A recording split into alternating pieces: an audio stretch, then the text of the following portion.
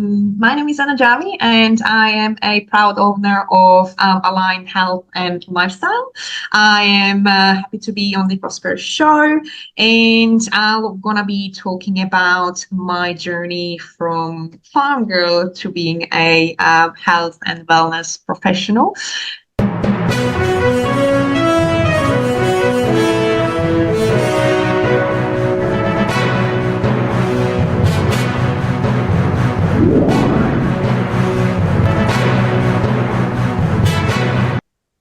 Welcome to yet another exciting episode of the Online Prosperity Show, the number one place for you to build a healthier, more fulfilling lifestyle through nutrition, mindset, and wellness practices. I'm your host, Prosper Taruvinga, and today we're going to be diving into a journey that is as inspiring as it is transformative. Now, Anna, how are you doing today?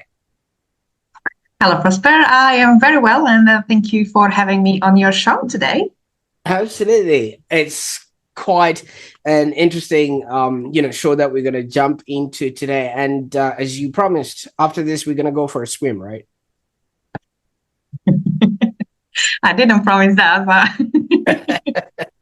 Fantastic. Now, for those that are watching right now, our guest, Anna Jarvie, is the founder of Aligned Health and Lifestyle, and originally she is from Slovakia and now based in the Pilbara region of Western Australia. So Anna's path from a 12-year hospitality career to becoming a nutrition coach and also competitive bodybuilder is nothing short of remarkable. Her mission to empower women worldwide to build healthier, more fulfilling lifestyles through nutrition, mindset, and wellness practices. Now, I was joking a little bit earlier when I did mention that we're going to go for a swim with Anna, because despite living in Australia, Anna can't swim.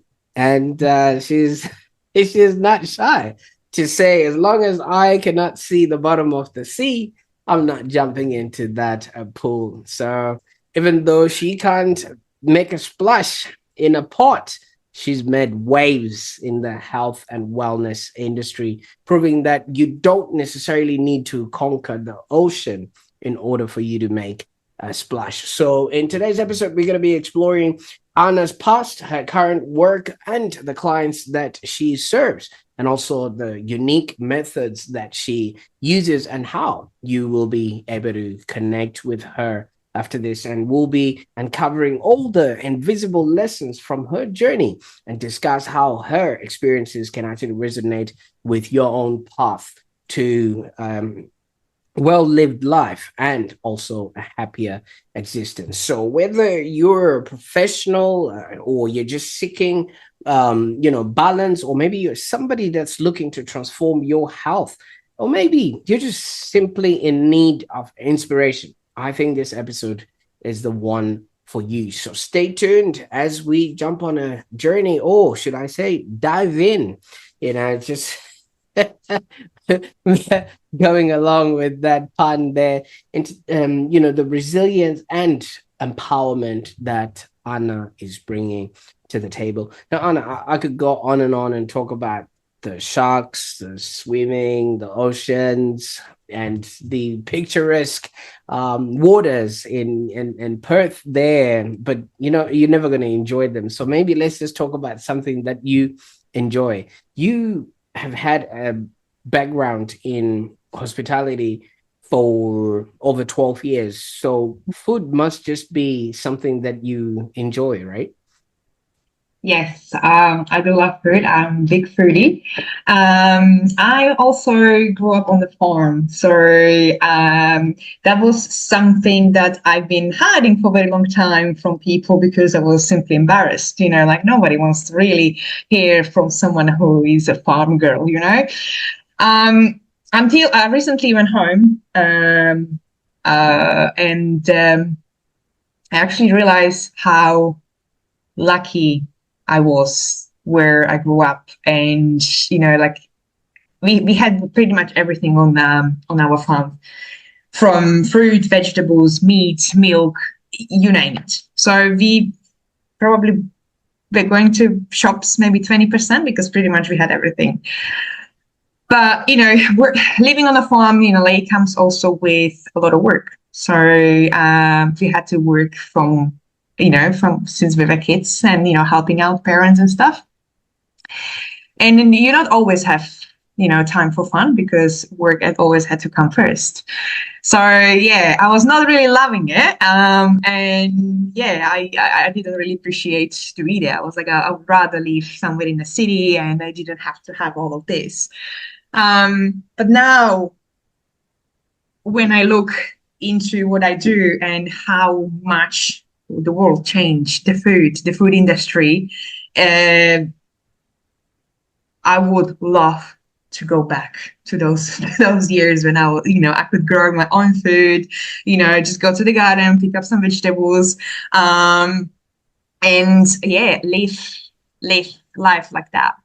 So yeah, I was pretty much connected to food and nutrition since I was a kid. Absolutely. And thank you so much for sharing that tidbit, of yours. I actually didn't come across that. I would have started with that had I known Mm. you had a farming background. But just out of curiosity, why was this an embarrassing subject to talk about, you having been brought up on a farm? I think it's a little bit of maybe trauma from my childhood because, back then people get us like, you're working in the farm, your shoes are always muddy, and like those kind of things that the kids like they're being mean and it kind of stuck in your head. So I never thought that would be something that would be people really interested to know. Whereas now when I share my story, like everyone's like, oh my God, that's incredible, I was like, oh really? And look, I wouldn't probably really appreciate it until like I said, recent weeks when I went home and actually could just sit there and enjoy the foods, my parents, brew. Whereas now you have to go to shops and, the quality is not there. It was like, this really tastes like good foods, And my mom told me, I was like, you hated it. You always did, like, you never wanted to go and have, you were always arguing, always complaining. You tried to do anything else, and now you just want to sit in the garden. And I was like, well, I guess we grow up and we learn and we see things a little bit differently. Absolutely. You know what I like about that? So many people really hide their origin, Mm. but it is from that stemming point because Mm. that's where most of the ideas of what they end up doing emanate from, because we are very, very impressionable, especially in Mm. our early days. And yeah, I wouldn't hide that if I Mm. was one of those people. Now, Yeah, having well, been brought up I, on a I know farm, now. absolutely. Now, having been brought up on a farm, you did say you were exposed to obviously food that was organic and Mm. milk and meat and things of that nature. But you also did stress that you were, exposed to some sort of Mm. work at a younger Yeah. age. What sort of jobs were you, expected to do as a kid, that you can remember? Look, picking fruits and vegetables. We had, different kinds of animals. So, like they're literally, living outside, but in the evening you have to get them in their homes or whatever you call it. Um, we did have cows as well. So yeah, and they were not on our land, so they were on different land. So you kind of had to go and bring them back. So a lot of work, and just general cleaning around. So the farm always have to look presentable. So those kind of things, yeah, which is hard work. And a lot of people are, scared of hard work. Because I'm just gonna go to shops, not gonna grow my own stuff. Absolutely. So you obviously started lifting heavy things also at a younger age. Mm, yeah, in certain degree, yeah, yeah. Absolutely. Absolutely. Now, you're absolutely right. I'll just go to the shops. I wouldn't know how to farm a pizza, because then where do I start? Or maybe where can I get a burger? Do they come off of a tree or things of that nature? So it's easy for me to just go to a shop, somebody has it all ready, set, and I just pick it up from there for, a small fee, and Mm, things of that nature. But while you were growing up, you would have had an opportunity to be surrounded by maybe other kids that maybe were mm. not from a farm environment. Is that where you then got the perception, especially when you went to school, that being brought up on a farm constitutes being a certain type of person? Or did this start happening at a later stage? Um,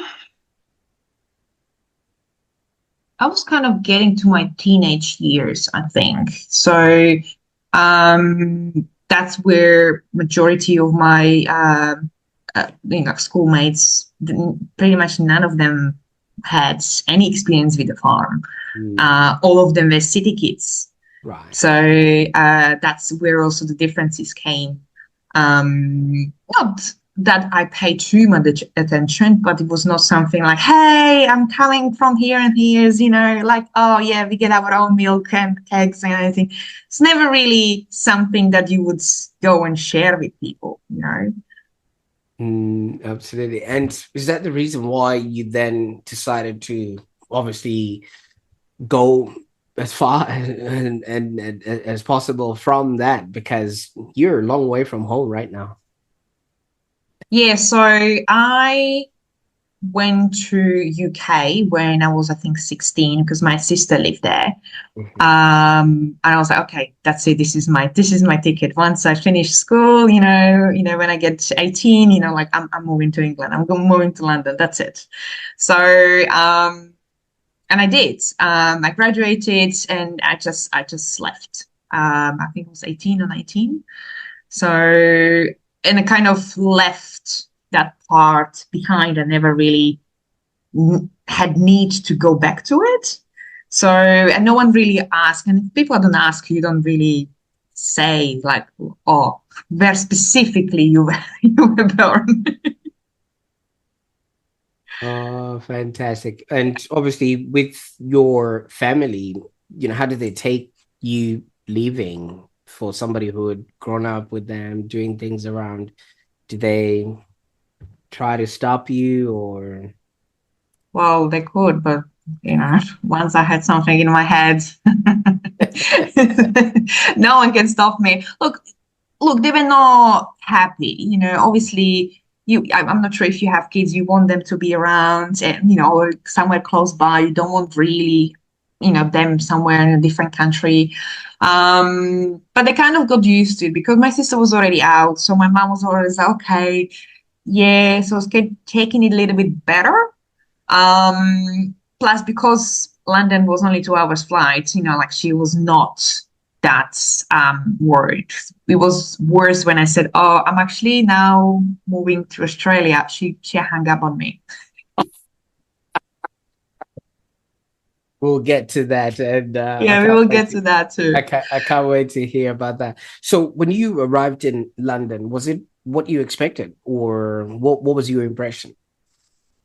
So first of all, because I already been there when I was 16 for a couple of weeks, Right. I kind of knew what I'm getting myself into. I couldn't really speak much English, even though I was learning English for many years back home. I had like very basics. So the main point was learn English and work on the cruises. So not the only way, but the easiest way was to work as a nanny, so I can study, get a bit of cash behind me, and as soon as I finish the certification, I can go work on a cruise. So I was there, I think, probably for a couple of years, 2.5 years. Got my English certificate and got on the cruises. So all my time there was pretty much, yeah, just studying, looking after kids, enjoying the life because I was what, 20, I thought, life is beautiful, that you can, like you're immortal, you can do anything. Nobody's watching you, nobody's telling you, like you should be doing this, you should be doing that. So you kind of had the freedom over there.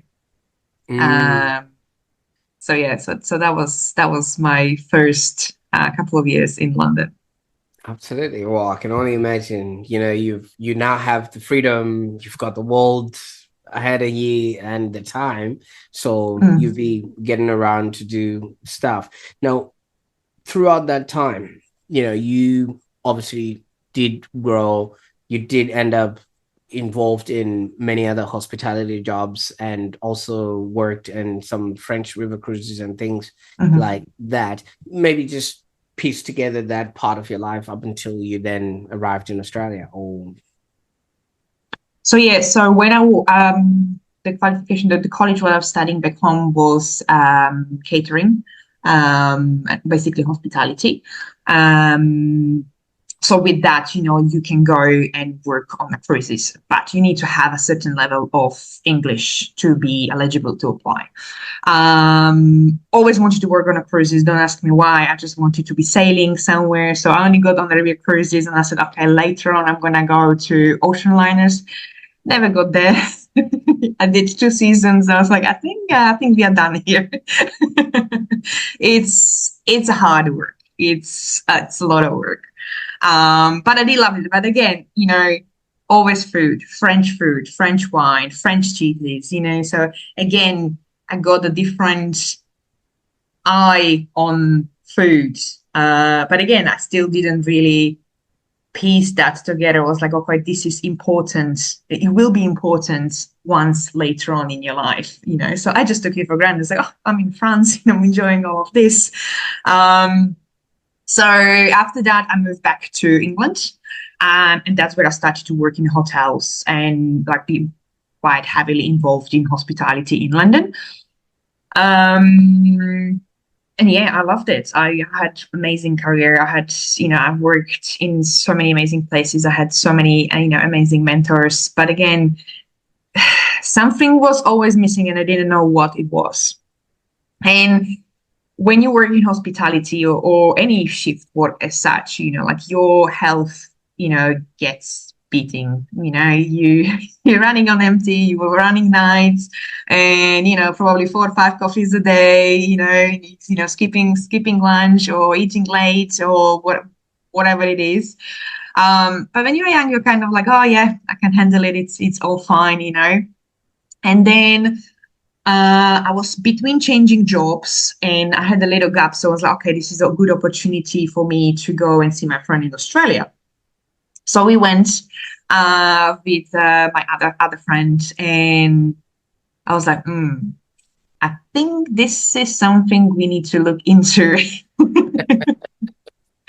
The lifestyle and everything, like it was really, really, really good. And I was ready to make that change again, start from the scratch again. Um, and so I came back and I said, I was like, I think I want to move to Australia. People was like, oh, you're probably still jet lagged. Like you don't know what you want. It's like you have amazing career and job here. Why would you leave starting again from scratch? Are you crazy? Well, maybe I am. So yeah, I started to look into visas, and it took me a long time for working holiday, which normally some people get it in a couple of days. It took me 8 months. mm, Um, and in that time, it was crucial because, like I was sure I'm going to get it straight away, but kind of gave myself a couple of months. Already resigned from my job, already resigned from my flat that I was living for a few years. And I was just waiting. Just waiting, waiting. It was just not coming, not coming. Like Christmas were coming soon. I was like, this is a little bit worrying. Um, and yeah, that's okay. Well, wherever it's going to come, it's going to come. I have to leave London. So I moved back home to Slovakia. I was like, at least I'm going to spend Christmas, New Year's with my family. And maybe the visa comes in a New Year's. January came, still nothing. February came. And my best friend back home, she was in Switzerland and working in a greenhouses for a few years already. And I remember we were out, I think clubbing or whatever. We got so drunk, and she said to me, "It's like, oh, maybe you should come, work with us on one season." I was like, "Are you crazy? Like, that's not for me. Like I'm a princess from London. I don't do this." I was like, come, you will see. Like you have nothing to lose. Like you're just waiting. So and I apparently said yes, which I don't remember. But next day she called me and she said, "Oh, the boss agreed for you to come." And I said, Wow. "Come where?" And she said, "Well, you're coming to Switzerland with me for the season." And I was like, "Are you crazy? What?" Like, are you still drunk? And she was like, "No, you told me last night you want to go. You're gonna give it a shot." And I was like, "Oh, I don't remember that part, but okay." Oh, wow. Well, look, I said yes. Well, like I'm gonna keep my promise. She's my best friend. I'm not gonna let her down. So I said to my mom, came down, and she was like, "How was last night?" I was like, "Great, mom, but I'm gonna be leaving." "Oh, you got a visa?" I was like, "No, I didn't." And she was like, "So you're going without?" And I said, "Obviously not." But I'm going to Switzerland. And she was like, "What do you mean?" And I said, going to holiday? And I said, "No, I'm going with Pavlina for a season." She started crying, laughing so much that probably every neighbor heard that. And I was like, "Well, I don't think that was that funny." Oh, And she was like, you who could barely see like the trees and stuff, you hated to go there when I told you to go and water some plants. You want to work in the greenhouses? Like you? I was like, "Well, it's me."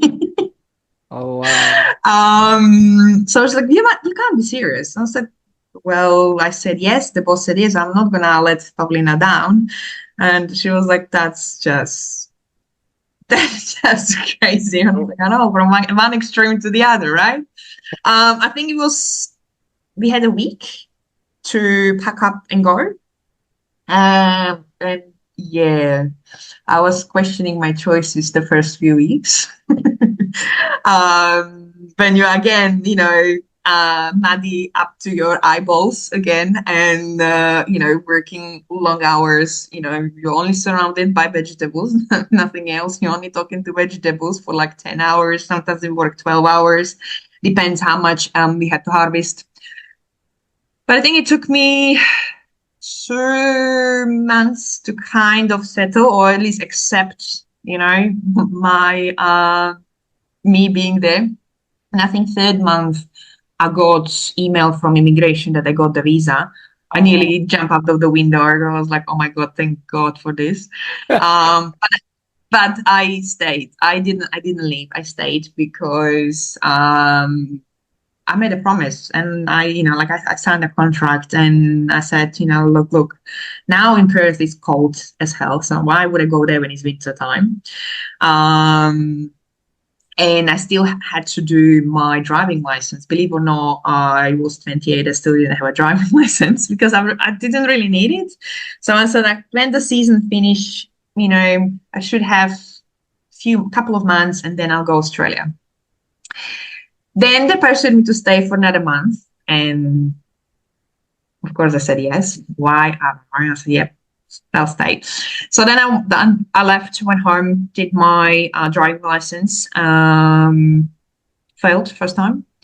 Second time, I got it. And literally the day when I was supposed to be leaving, I got my license. Sung in the morning, and I was flying in the evening.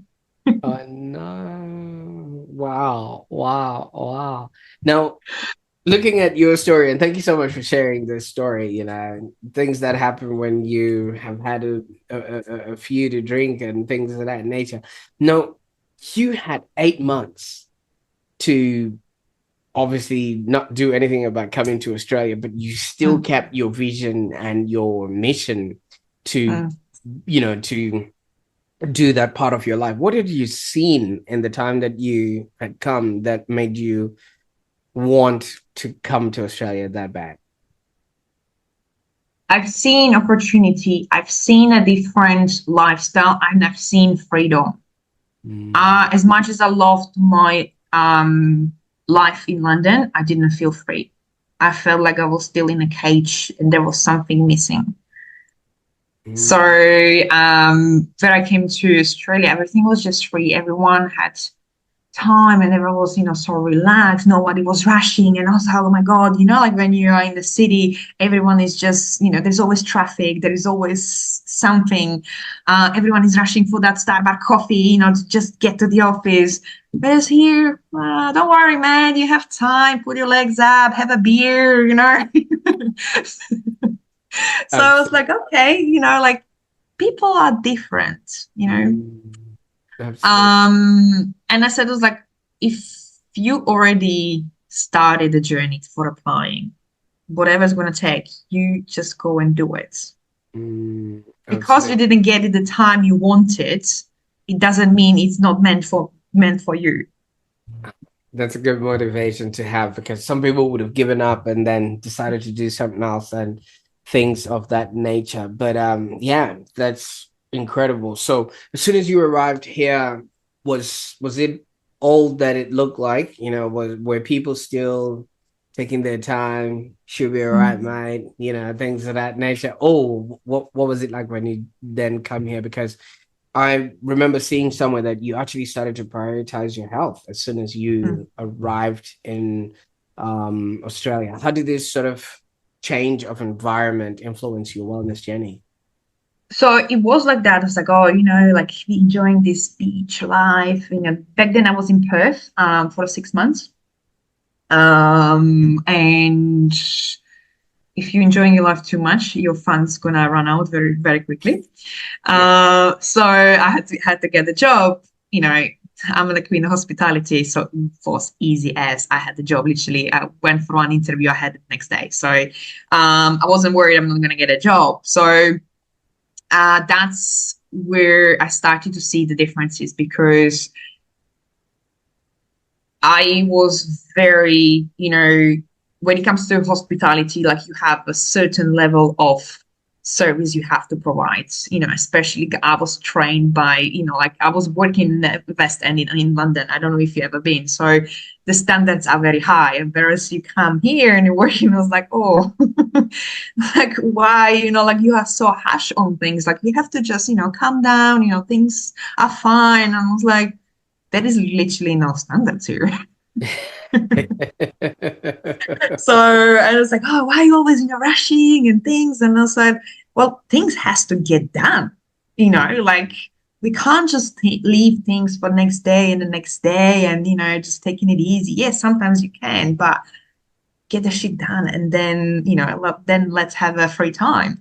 So it took me a while to kind of change the lifestyle from always hectic to sort of okay, we can chill a bit, we can still have standards but we can chill. And yeah, that's how it was. But where I started to chill more and more, that's where the health issues started to come, because I think for so many years I was, fight and flight and constantly, caffeinated or, eating, not eating, binging, not really, moving much, a part of working, not really. Gym was when I could, which was maybe once in a blue moon. It really started to hit me. And yeah, gut health, my skin was terrible, was always tired, always headaches, always bloating. And when I went to the doctor, I just take this pill, take that pill. And there's always pills, pills, pills. And I was like, surely it's not that, all that.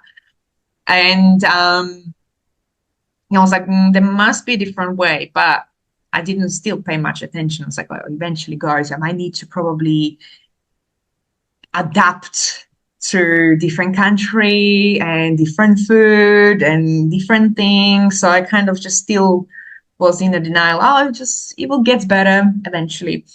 Then I had to move to Broome. So when I wanted to extend my visa, I had to work regional. So I moved to Broome and yeah, started in hospitality, but that's where I was exposed to more professionals who were in health and wellness, yoga, breath work, meditation. So I was like, oh, this is something I've never seen. This is something new, you know? And like asking other people, it's like, oh, what they're doing for, for the health. I was like, oh, like you need to look in your gut health. I was like, okay, all right. um, and that's where I started to actually working out regularly.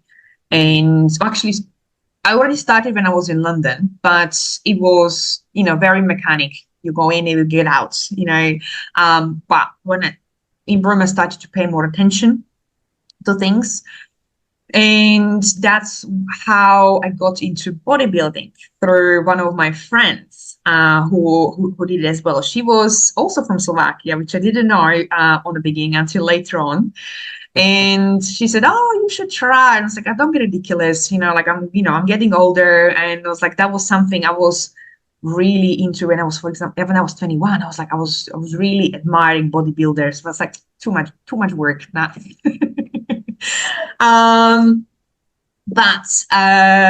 so I was kind of like, yes, I'll do it. I'm not gonna do it. Yes, I'm gonna do it. No, I'm not gonna do it.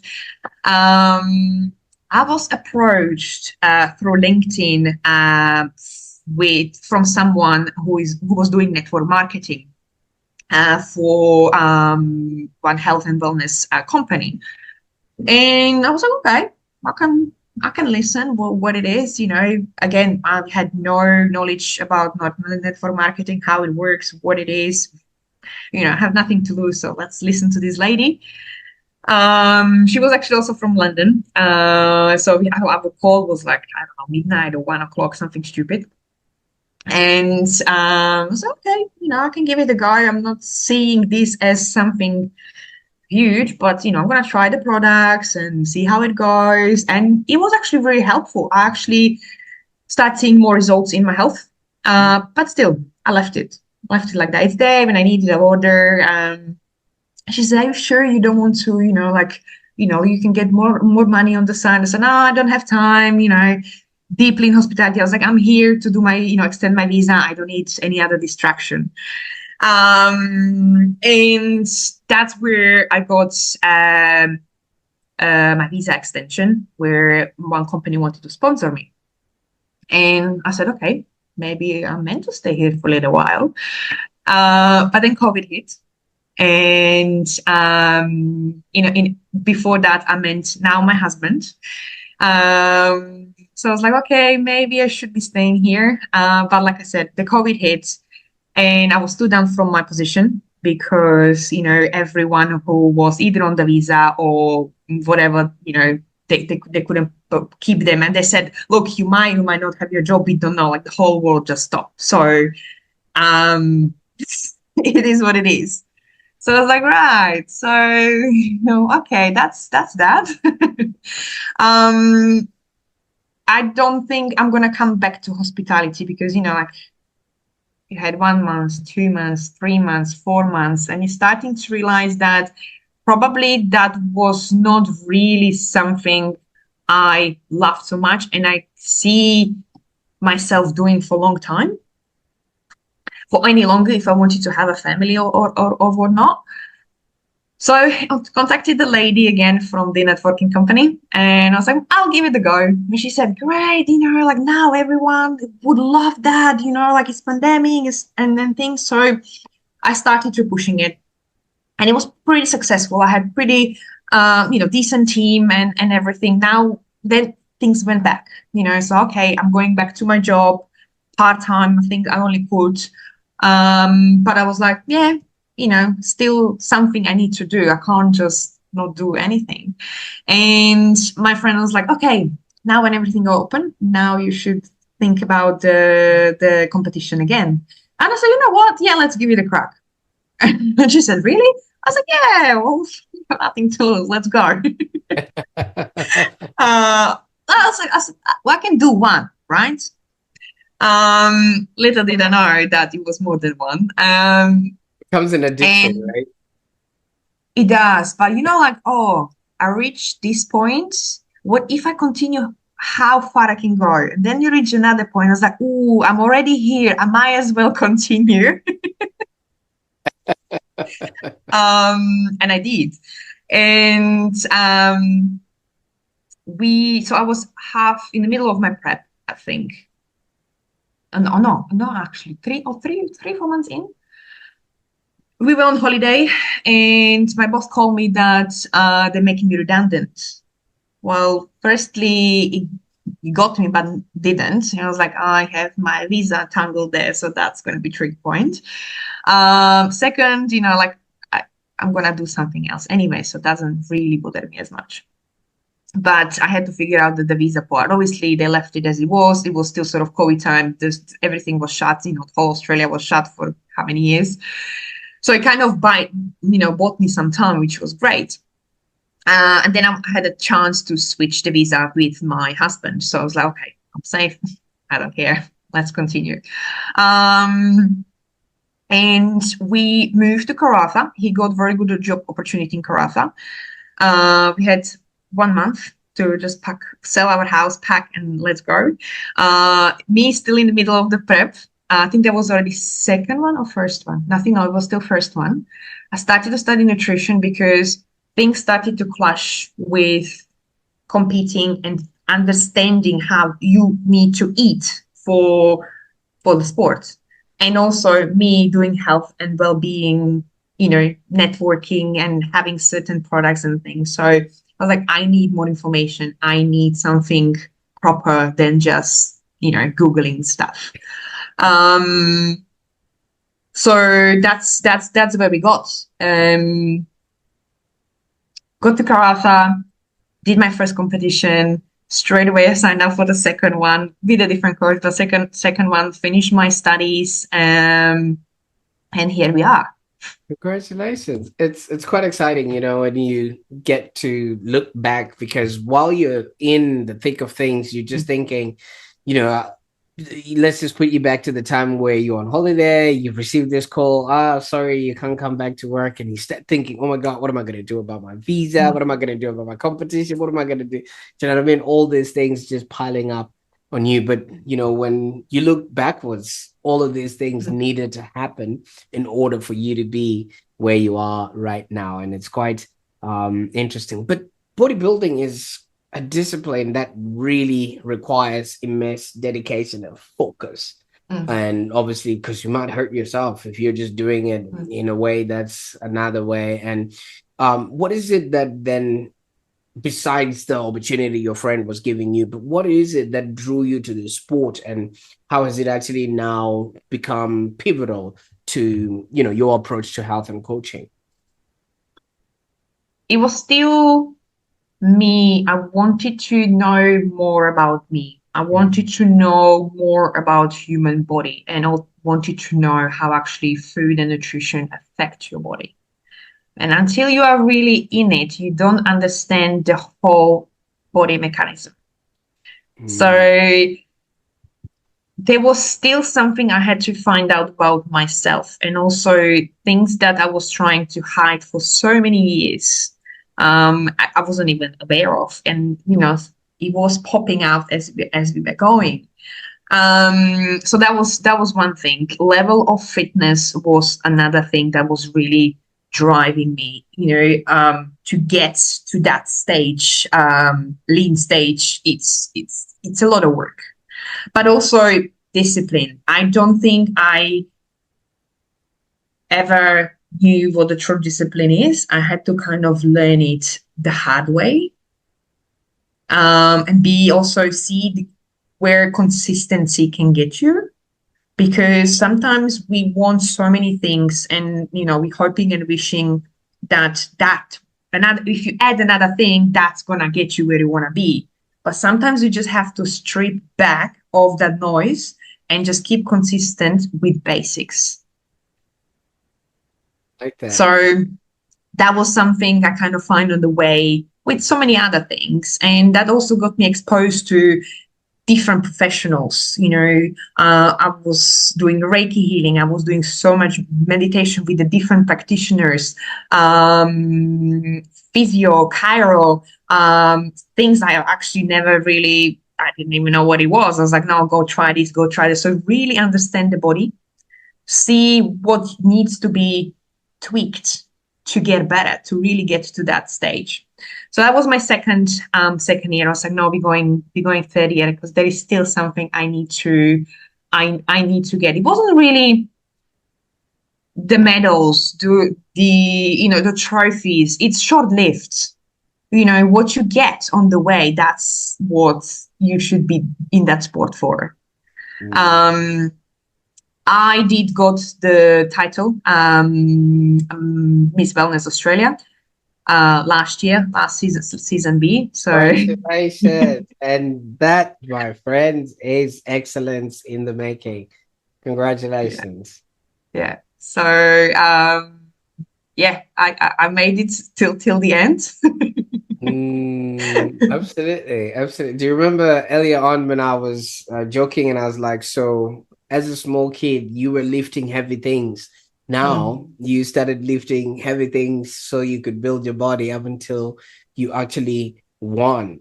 But yeah. even though you're lifting weights and you can read the numbers on the weights, like it's a 20 Mm, kilos or 30 kilos or something like that, there's one thing that you were lifting that is heavier than anything anyone has ever tried to lift, and that's your mindset. mm, Yeah, and this actually plays a really crucial role in all the coaching that you also do. How do you help your clients overcome, obviously, the mental barriers that they have to actually achieve their health goals? mm. Look, I always tell my clients we need to look into your mindset and your habits and things first.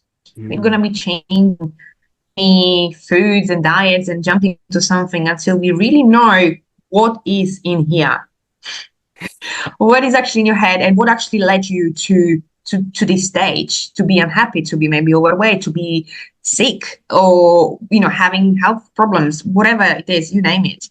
And you will be surprised what people start uncovering when you asking them these questions. Oh, so this is not another diet plan. And I said, I never said we will ever start one. So, the people are so deep down drenched in diet culture and misunderstanding communication through different channels and people. So that you should be doing this, you should be doing that. But sometimes you actually really need to see what is in there, and also where is the connection between you and your body, because that's something you need to fix first. See, a diet represents a shortcut. It's just, oh, I can just eat two crackers and a piece of salmon, and then that's it for the whole day. But what's gonna happen to your mindset, your heart set, and everything else that comes along with it? So it's a good thing that people that obviously are aware will have an opportunity to work with you. Now you've got a program. I think it's called the Thriving Women Project. Is that the Yes, one? so that's my signature program, which is 6 months.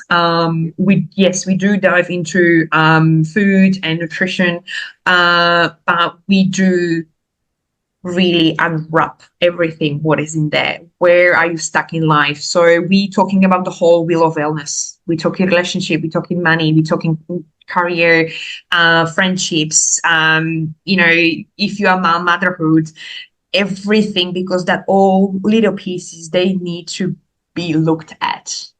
Mm.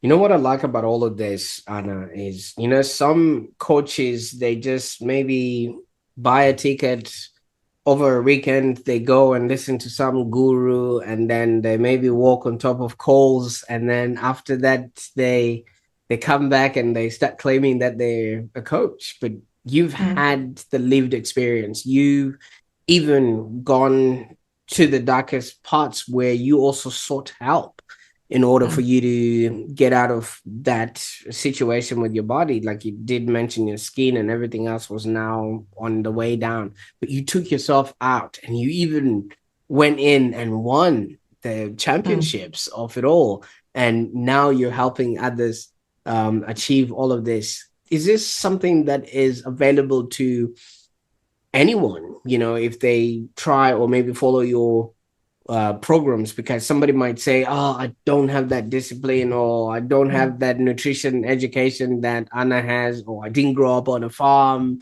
or I Mm. didn't go to London, and I never ate French, Yeah. cuisine. So maybe that's why my health looks like this. Yeah, look, anyone can do it. You don't have to be a professional bodybuilder. You don't have to live on a farm. And anyone can do it. But you need to find the right practitioner. You need to have someone who understands your goals and get you to where you want to be.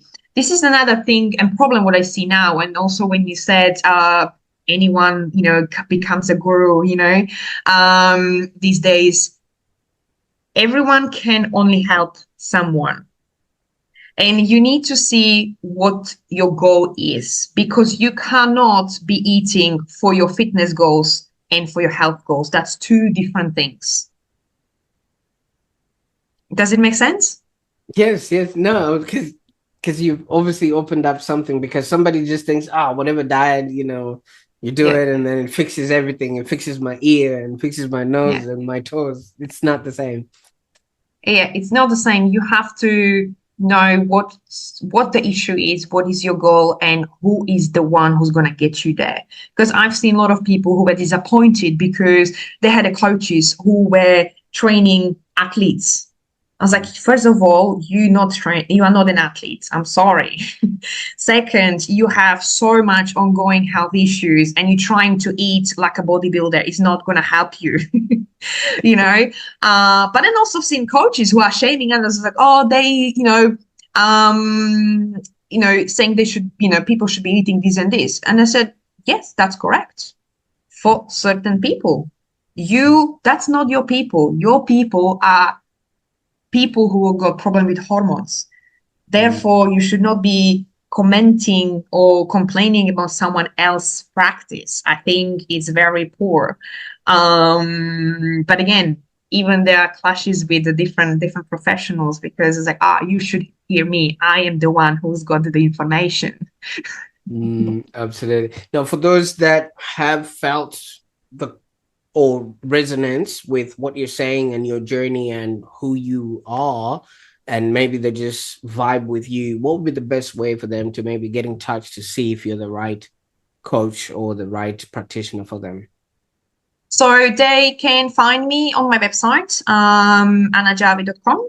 I do offer 3 minutes clarity call. So if you are unsure where you are at and what you actually need, I'm offering free 30 minutes call.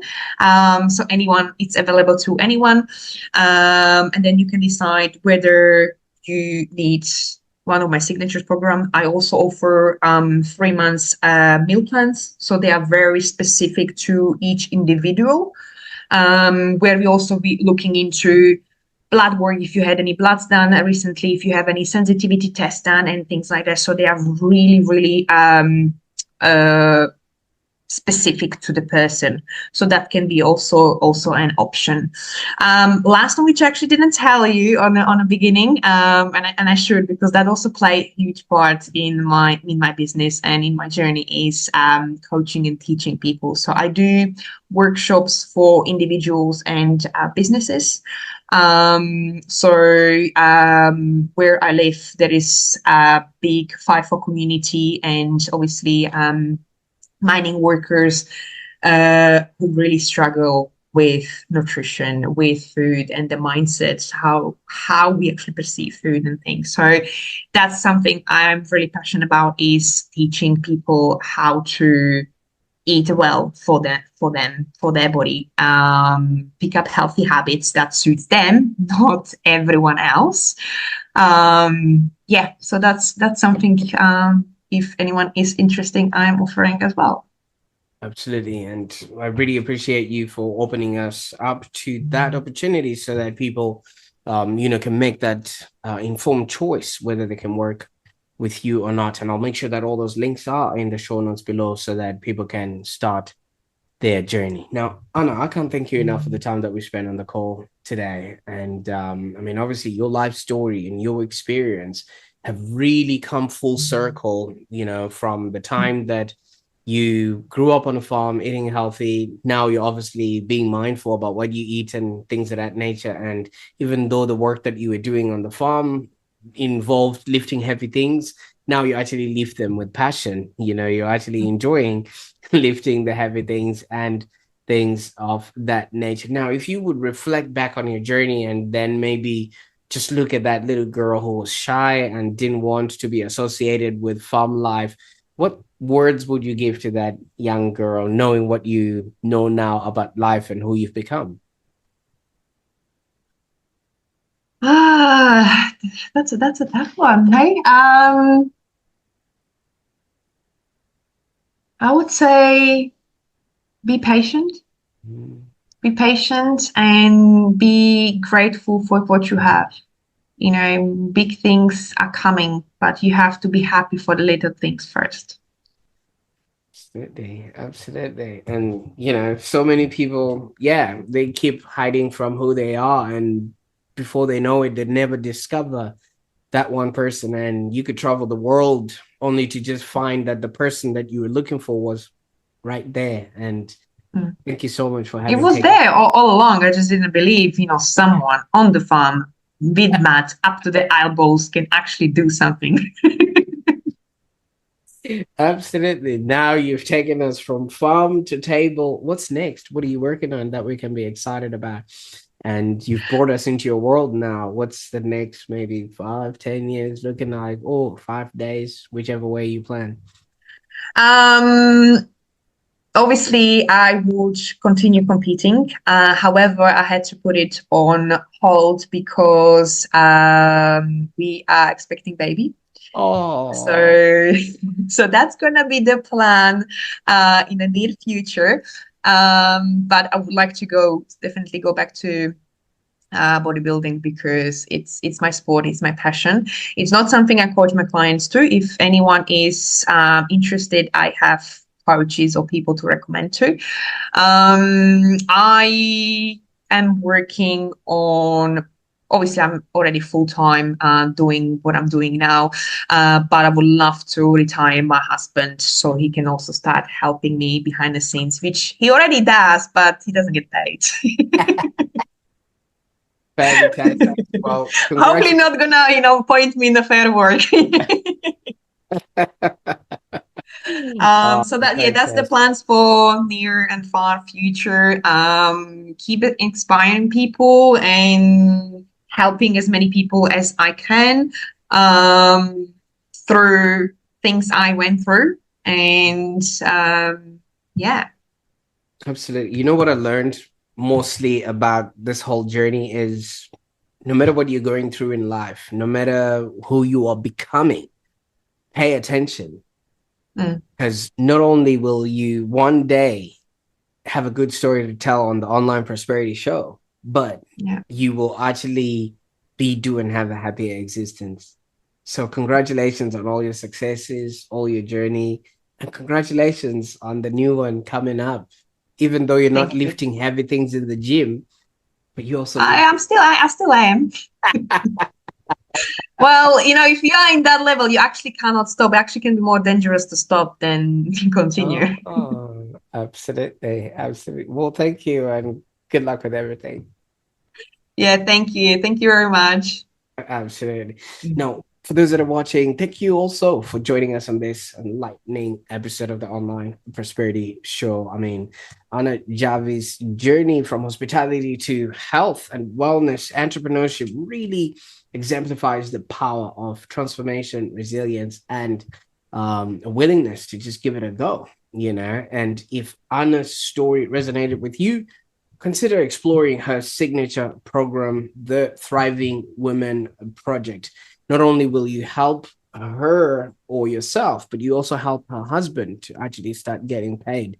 Because apparently, I've just heard what's happening behind the scenes there, and is definitely designed to help women reclaim their energy and well-being. I'll put all those links below so that you can see if this is a suitable program for you. And I want to encourage you to maybe share this episode with somebody who's maybe going through life changes and just doesn't quite know what it would look like after it's all said and done. Because so many of us are looking at life only from the lens of what's immediate, but not really looking at what's going to happen in the future. Because as you have seen with Anna's story, you can't connect the dots looking forwards. You can only connect the dots looking backwards. So at any given moment, whatever you're going through, just do pay attention, because one day you'd have a good story to tell.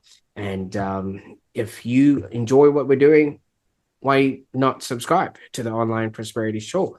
As you have noticed, we are always telling stories that will help you with your health, wealth, and relationships. Until next time, bye for now.